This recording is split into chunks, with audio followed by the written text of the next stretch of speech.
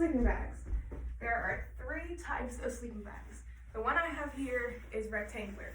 It's called that because it has a literal rectangular shape. Okay. The other 2 types are mummy and spoon shaped.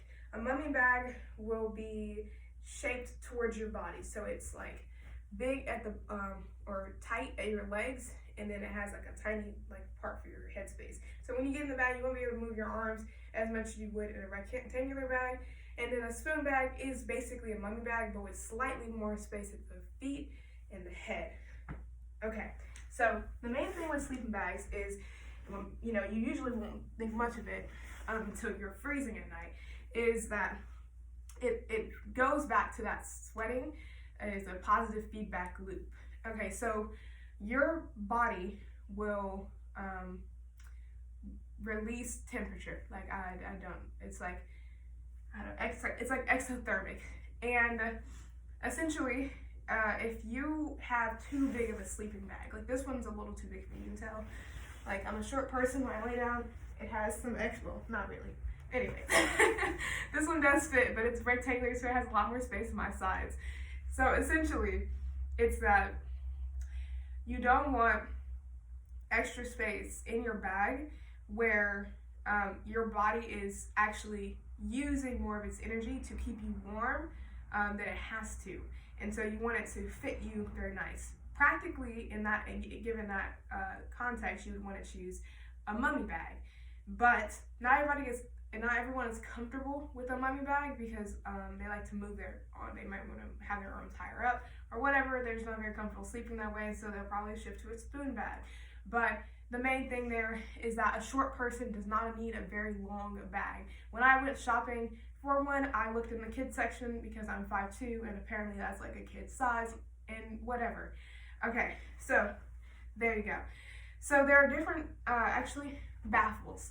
You see the lines running along here is what you would call a baffle. A baffle basically is what is holding in like the insulation in place. So whatever this particular one is filled with, I have to look on the bag.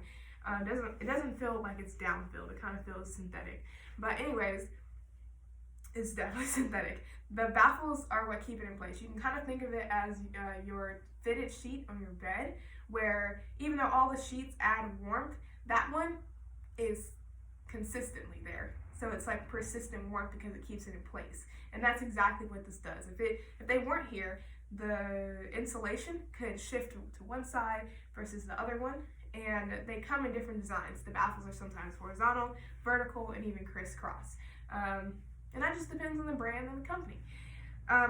You also have 2 different types of insulation. You have down-filled, and I mentioned this earlier, and synthetic filled. So down-filled it's more lightweight. So ultralight backpackers are gonna probably choose mostly down-filled things, but they are very expensive. And on top of that, they don't work when wet. So if your backpack happens to get wet, you're gonna be cold that night. The synthetic filled though, the downside is that it's not very lightweight. It's more bulky and it obviously weighs more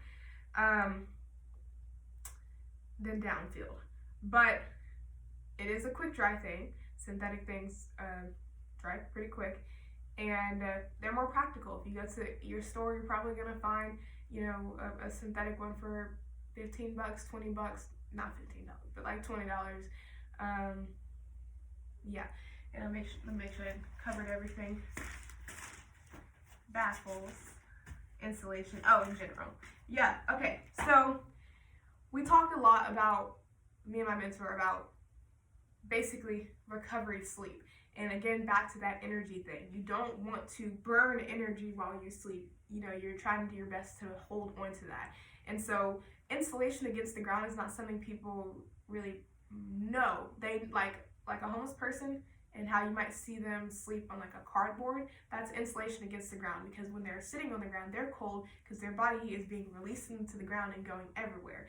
Versus if they sit on that cardboard, their body heat is being put into that cardboard and it's staying with them in that cardboard. And that's kind of what a sleeping bag will do. It will trap your body heat that's releasing while you're sleeping.